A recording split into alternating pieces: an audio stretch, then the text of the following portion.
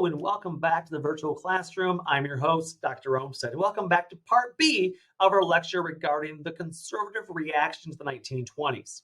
Now, we left off with this staunch conservative reaction, talking about prohibition, talking about fundamentalist Christianity, and of course the KKK.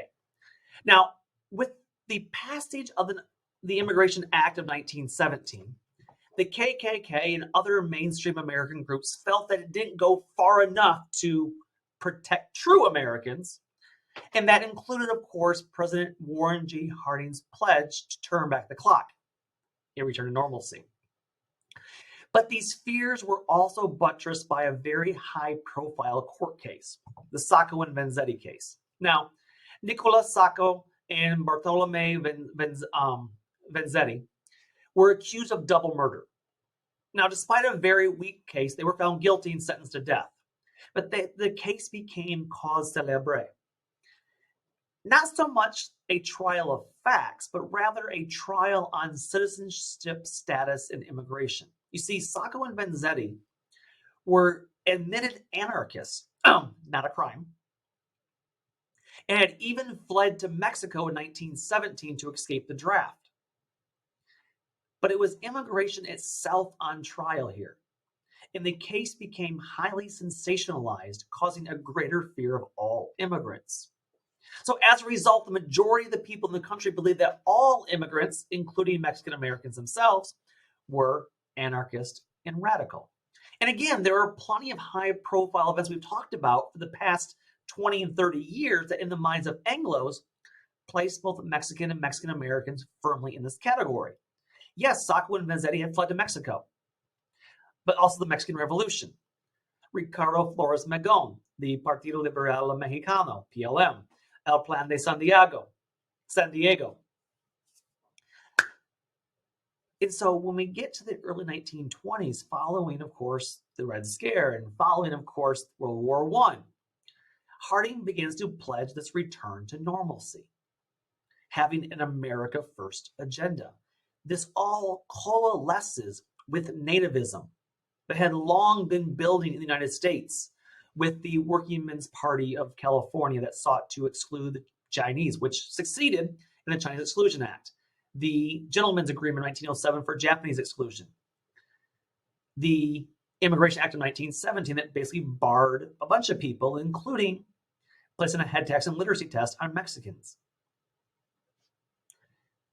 The results of all this fear, all this nativism, coalesced in 1921 with the Emergency Immigration Act of 1921. So here's what they did. They took the 1910 U.S. Census, which makes sense because 1920 census had not been fully tabulated yet. They took the most recent U.S. Census, 1910, and they said, okay, we are going to restrict immigration to 3% of every nationality recorded in the census. So, if there are 100 people from, say, Czechoslovakia, we will now allow 3% of people to immigrate from Czechoslovakia next year. So 3 people. Now, I'm using an easy number for math purposes here. So what this does is it basically puts the world on the quota system. And it establishes the number of people who are allowed to immigrate to the United States in any given year based upon the number of people of that nationality already in the United States from 1910. And so what it effectively does is funnel out people we don't want. Now, the goal of this act originally was focused on Eastern Europe, which were seen as the hotbed of anarchism and perhaps communism. The act, however, did not apply to the Western Hemisphere, so Mexico was not included in this. But this Emergency Act of 1921 was viewed as not restrictive enough. But don't forget, 1921 also ended the temporary World War I suspension of the head tax and literacy test, which means that we would implement a small repatriation program during 1921, 1922. So again, all this is coalesced in 1921. So even though Mexico was not included in this, there would be a backlash in 1921 against Mexican and Mexican Americans. And remember, we discussed this before. During 1921, there would be this small repatriation of some 50,000 Mexicans back to Mexico. But after 1921, Mexicans would experience new procedures at the El Paso border. And this is very important to understand. So even though the repatriation was over, they were now being welcomed back in. Even though the Emergency Immigration Act of 1921 did not apply to them, as far as restrictions go, there would be new procedures of how Mexicans were allowed to enter the country. For example, they were now given a medical examination, something that had never been done before unless you were in Mexico, US side. It was done in places like Angel Island in San Francisco. It was done in places like Ellis Island in New York. So the medical exam involved being placed into a special room. And then you were separated into first class and second class poor migrants. They were separated into these special rooms and then segregated between first and second class. Only the so-called second class, i.e. poor, migrants would be examined. They would then be forced to endure a forced fumigation, a delousing. They'd be sprayed with chemicals to get rid of the so-called diseases they carried. They would also be given vaccinations. Some migrants were forced to bathe. Their clothes would be washed and dried, often in kerosene. And the literacy test would only be applied to these so-called second-class travelers. And again, they had a tax of $8. This process in the Immigration Act further racialized Mexicanos as, at best, second-class citizens. And then things got worse. In 1924, the Johnson-Reed Act was passed, otherwise known as the National Origins Act of 1924. Now, what the Johnson-Reed Act did was codify and expand the Emergency Immigration Act of 21. So this, what they did is okay, that 3% thing from the 1910 census was not working. It wasn't good enough. Too many Eastern Europeans were still getting in. So what they did here was not go back to 1920 U.S. Census, what they should have done, which would have made sense. Instead, they went back to the 1890 U.S. Census to turn back the clock, so to speak, to when a better immigrant was coming in. So they went back to the U.S. Census of 1890, when fewer Eastern Europeans were coming in, and said 2% of the national origins of U.S. citizens in 1890 would be given as a new quota for every country in the world. And by the way, just to understand, Asia was still barred. And so this would now include fewer of these so-called new immigrants from Eastern and Central Europe. The purpose was clear. It would have a sharply restrict immigration from Eastern and Central Europe while favoring immigrants from Western Europe. And the result was quite effective. About 96% of immigrants now came from Western Europe. These quotas would be in place until the 1960s. It set quotas on countries that had large Catholic, Jewish, and Islamic populations. Now, theoretically, once again, the Western Hemisphere was omitted from this quota system as they were our neighbors, which, of course, what it actually means is agribusiness lobbied for needed Mexican laborers. But it did do some things that would severely limit Mexican immigration. For instance, it added a $10 fee that would secure a visa. So the first time we're having now a $10 fee to get a visa, which the higher fees would reduce legal immigration by nearly 60%, from about 90,000 per year to just 30,000 per year in El Paso. So even though Mexico is not included in the quota system, it does, with the $10 visa charge, does begin to restrict Mexican immigration. In addition, it institutes what's called the LPC clause. or liable to become a public charge. So what this does is it allows border agents, immigration officials, to racially profile and screen prospective immigrants by denying them entry if they thought that the immigrant might end up poor and helpless. Now, this would be often given if you were an elder, very old male traveling by themselves. How are you going to work to feed yourself? If you were a woman or an unaccompanied child, how are you going to feed yourself because women don't get jobs? So this was used to filter out so-called bad immigrants, but it was very racially, very stereotypically implemented. And in addition, and by the way, this LPC clause is going to become very important later on, so keep this in mind as we go forward. Further, 1924 Immigration Act also created the Border Patrol.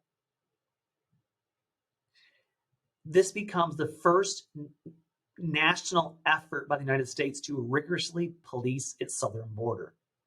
It militarized the border between Texas and Mexico. Now, of course, the first members of this Border Patrol are, of course, the Texas Rangers, who, as we've discussed, are notoriously brutal to Mexican and Mexican Americans. They also added an addendum to this Border Patrol, which gave law enforcement the authority gave them the ability and authority to arrest suspected undocumented immigrants and to take them to an immigration inspector without warrant. Think about this for a minute. Border Patrol are allowed to arrest suspected illegal aliens, undocumented immigrants, and take them to an immigration inspector without a warrant. And of course, this will later be used to apprehend suspected undocumented immigrants at their final destination. Meaning, you don't have to catch a person in the act of crossing the border, in the actual so-called crime. You can just round them up later if you just suspect that they are undocumented and take them without having to charge due process of law, take them to an immigration official for detainment. This makes all people of Spanish-speaking descent suspect. And so despite not being on the quota system, the implementation of the Border Patrol, the LPC, made any Spanish speaker suspect of being undocumented. This is what made them into what historian May Nye argued was the, quote, alien citizen, wherein you have legal citizenship, but are viewed and treated as an outsider, as an alien. Because even if you are legal, you are documented, you are a citizen, you are viewed as an outsider because they racialized the border process. And then it gets worse because even though Mexico was not part of the quota system, it was not for lack of effort. There was several attempts to add the Western Hemisphere, if not just Mexico, to the quota system. And this only fueled an anti-Latino hysteria. This continued despite that the box bills were introduced. And so here's what happens. You pass the National Origins Act. In 1926, 28, and 1930, Representative from Texas, John C. Box, supported aggressive and punitive legislation that was designed to restrict the entry of immigrants from all of Latin America, if not specifically Mexico. And he was buttressed by two primary groups, nativists, big surprise, who began to argue that immigrants were going to overrun the United States. And they were especially fearful of this unrestricted immigration that would cause Mexican immigrants, who they believed were plotting an invasion of the United States. And the second group was eugenicists. Now, eugenicists were a group of scientists who dealt with science, which deals with all the influence that were designed to improve the inborn qualities of a race.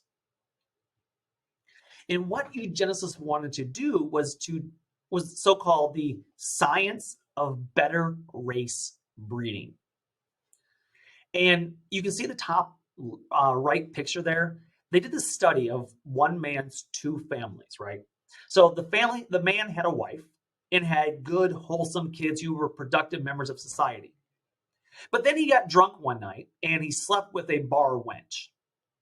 And she was a little, if you go on the screen, she was feeble-minded. She had mental deficiencies. And his offspring with her were all drunks, feeble-minded, carrying on those mental deficiencies.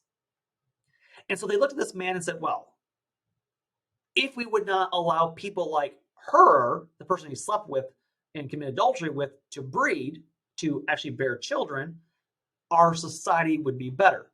We want to encourage and force him only to procreate, have children with a good, wholesome mother or woman. And so they began to create the pseudoscience that argued that we need to make sure only the right people in our society reproduce in large numbers. And we need to restrict the birth rates of those who we deem undesirable. We talked about this a little bit last time with Margaret Sanger, who did support things like people who were crazy or insane or had were mentally retarded. To those groups, she wanted to prevent them from reproducing for fear they'd pass on those bad genes. But in this case, these eugenicists also became staunch nativists or staunch restrictive immigration supporters. They argued that people of Mexican descent would have a negative effect on American society given their alleged biological inferiorities, that they would bring crime and disease and poverty to America. And not only they would bring it with them, but they would reproduce it in their children, because they said that things like crime and disease and poverty were inherent.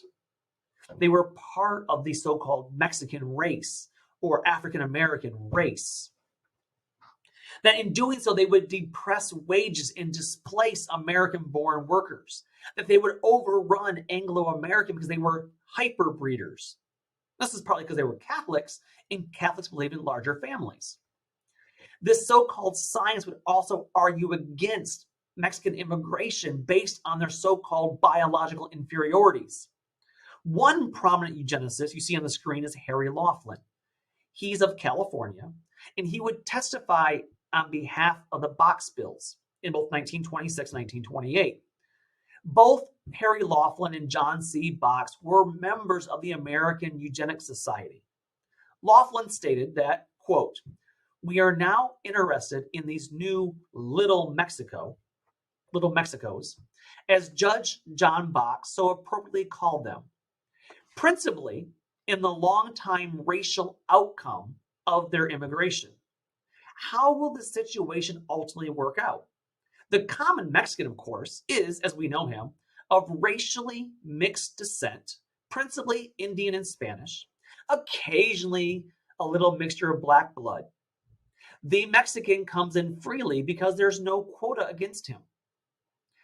And during the last few years, he has come in such great numbers as almost to reverse the essential consequences of the Mexican-American War.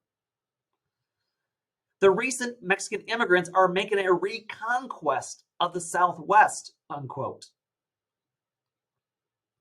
He then went on to say that, quote, "Mexico has about 15 million in population, and that of that number, only 1.5 million, or roughly 10%, are said to be of pure Castilian stock, or white." In other words, he's saying, when Mexico sends their people as immigrants, they aren't sending their best. They're sending their worst. So these are not new arguments in the 21st century. Harry Laughlin argues that. What he's saying here is that he's afraid, and he's testifying before Congress. You can read these documents. They're open. In fact, you'll read some for this course, parts of them, excerpts. I've read most of these documents. Some of these are 1,000 pages long. The fear for these eugenicists was that the Mexican immigrants were so-called hyperbreeders, who left unchecked would result in the overrunning through overpopulation of the Anglo population. Now, ultimately, agribusiness will win the day. And they will cite that only Mexicans could handle the hot southwestern fields, and that they were racially suited to handle the stoop labor of the fields. Again, note the eugenic argument they're using. They are still saying they are racially suited to do this job. They just are willing to risk it because they want the cheap labor. And so Mexicans were simultaneously racialized and medicalized, sometimes in competing directions. Whereas eugenicists like Laughlin and Box claim that Mexicans need to be placed under exclusionary immigration quotas because they constituted a mongrel half Southern European, half Amerindian race. Agricultural growers, agribusiness, contended that the same biological composition endowed Mexican laborers with remarkable stooping abilities and the capacity to work long hours in the fields. People like Laughlin, Box, and other eugenicists congratulated themselves as formulating an alternative to the so-called Mexican problem. So they didn't get their wish, right? These eugenicists, led by John Box and Harry Laughlin, did not get their wish. Mexico was not added to the quota system. So they kind of came up with an alternative here, and that was the Border Patrol. That Border Patrol that helped to mark Mexicans as outsiders, who would only be admitted to the United States if they were sanitized by using methods of modern science, i.e. they're deloused, they're defumigated using chemicals like DDT. The Border Patrol helped to racialize the United States by enforcing stringent quotas, and of course of the Johnson-Reed Immigration Act, and by transforming all Mexican Americans, along with border crossing Mexican laborers, into illegal alien citizens or suspected illegal alien citizens. Now, we're going to pick up this talk about eugenics next time, as well as talk about how Mexicanos respond to all of this. To deal with the so-called Mexican problem, they would use other means, however, such as forced sterilization of women in both 1920s and 1930s. But again, that's a topic for next time. So until then, take care and bye-bye.